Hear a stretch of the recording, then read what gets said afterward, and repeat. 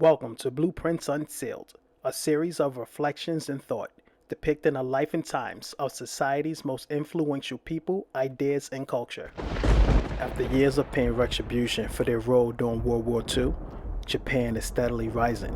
Join us today as we explore the effects this will have on balancing world power. Japan was once a colonial empire whose influence around the world grew as a direct result of the Industrial Revolution. Japan's military strength and capabilities were recognized as a great power in the eyes of many European nations, as well as the US. Their culture is structured around deep-rooted community ties and loyalty to their family. The most recognized Japanese warrior is a samurai, known for their fierce fighting tactics, but also known to be compassionate and poetic. A society known for their honor, even showing respect to their enemies after a slaughter, has also been alleged to have committed vicious atrocities such as the Nanjing Massacre. In the last century, Japan has risen to great power, followed by a great descent into the abyss, so deep it may seem that the world has forgotten this great power ever existed. On December 7, 1941, Japan's decision to attack the U.S. naval base in Pearl Harbor proved to be a fatal mistake. On August 2, 1945, the U.S. dropped a nuclear bomb over Hiroshima. 3 days after the Japanese failed to surrender, a second nuclear weapon was detonated over the city of Nagasaki. With both cities completely obliterated, Japan finally gives up. As the world recovered from the aftermath of World War II, the Allied nations occupied Japan, ensuring that the nation would never rise again. At first, the nation was devastated, with most of their major cities leveled, and huge food shortages brought the nations to its knees. But then there was a miracle. Japan's economy started to flourish at an accelerated rate, crushing all expectations. However, could the rise of Japan mean trouble for the rest of the world? Let's take a closer look. Japan's Prime Minister and China's President met for the first time at the APEC summit in Beijing. A day or so ahead of the summit meeting, their governments worked out a very carefully crafted statement that sidestepped their territorial dispute, but committed them to working together to reduce military tensions across the East China Sea.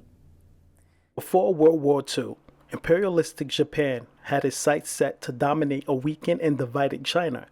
During the China and Japan War that started in 1937, China lost some of its major cities as a result of Japan's aggressive expansion, including Beijing, Shanghai, and Nanjing. When the Japanese invaded China, they brutalized and humiliated ordinary citizens of China.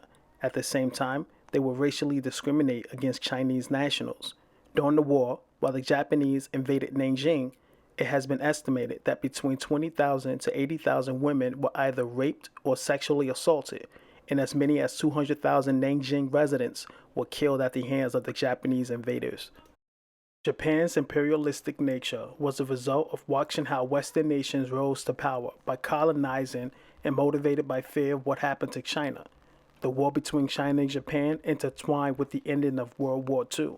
With the aid of the US and Russia, Japan was subdued, and China regained all of its land that was taken by Japan. Japan and the United States have requested an urgent meeting of the UN Security Council later today after North Korea fired a missile that flew over Japan. The Japanese Prime Minister Shinzo Abe said the launch was an unprecedented, serious and grave threat to his nation. Relations between North Korea and Japan can best be described as antagonist. North Korea has taken the opportunity to exploit Japan at every possible turn. In fact, according to a BBC poll, Japanese citizens holds the most negative perception of North Korea in the world. For one, North Korea has borrowed millions of dollars from Japanese enterprises that it has not paid back.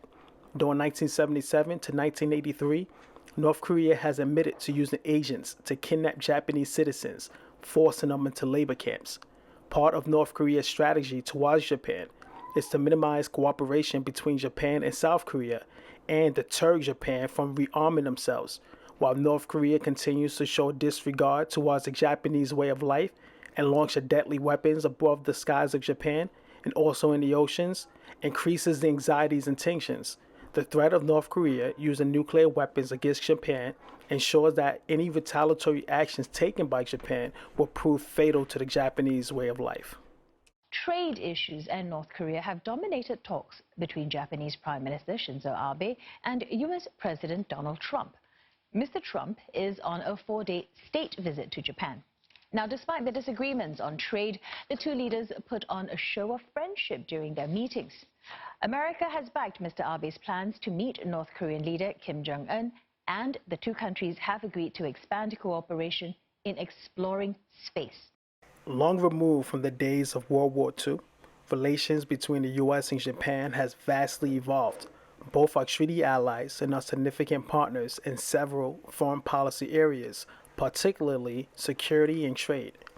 Both nations have a vested interest in countering the threats posed by China and North Korea. As a consequence of World War II, Japan was forced to disarm, and its military was significantly reduced in size. But today, the new threat posed in the Pacific Sea calls for the rearming of Japan forces. Naturally, both China and North Korea are unsettled by this approach. Japan has accelerated reforms to make its military more capable, flexible, and interoperable with U.S. forces. In the last few years, however, Japan appears to have been hedging against its reliance on the United States and taking tentative steps towards developing more strategic autonomy. Unfortunately, Japan's hedging may have been caused by the former U.S. president cozying up with the North Korean leader at the time when North Korea was testing missiles near Japan. Well, he is very talented. Anybody that takes over a situation like he did at 26 years of age and is able to run it and run it tough. I don't say he was nice or I don't say anything about it. He ran it. Very few people at that age, you can take 1 out of 10,000 probably couldn't do it. I believe it's a rough situation over there. There's no question about it. And we did discuss it today pretty strongly. I mean, knowing what the main purpose of what we were doing is, denuking, but discussed it at pretty good length. You're leaving this summit here in Singapore having determined that Kim Jong-un is a talented man. You left the G7 summit a few days ago in Canada having determined that Prime Minister Trudeau is weak. In other aspects, as of April 2020, Japan surpassed China as the largest holder of U.S. debt. This may seem benign, but in actuality, what this indicates is that China is losing its appeal with U.S. foreign investors, which may have a domino effect on the world. What people may find surprising is that Japan was working on their own nuclear weapons before the U.S. dropped bombs on Hiroshima and Nagasaki. Today, because of international efforts of non-weaponization of nuclearization technology, Japan has not attempted to build its own nuclear weapon, even though they are fully capable of doing so, because of their use in nuclear energy in their infrastructure. In fact, many lawmakers in the U.S. are starting to support the idea that Japan should begin developing nuclear weapons in order to defend itself against China and North Korea. Of course, the decision to develop nuclear weapons can be perceived as acts of provocations, which may lead to confrontation. It's hard to imagine that China and North Korea will just stand by and watch as Japan builds its nuclear arsenal of weapons. The balance of power has shifted between nations for centuries, and the future will be no different. The reemergence of Japan as an economic global power, as well as a military superpower, seems inevitable. This nonetheless will create additional conflicts and tensions that may be unforeseeable at the present time, but in the same token will create new opportunities and may foster a more cooperative effort between China and North Korea. But one thing for sure is that Japan is on the rise, and the world may need to reconsider its relations with the Japanese government. Thanks for watching. Please consider supporting the channel by hitting the like button and subscribing.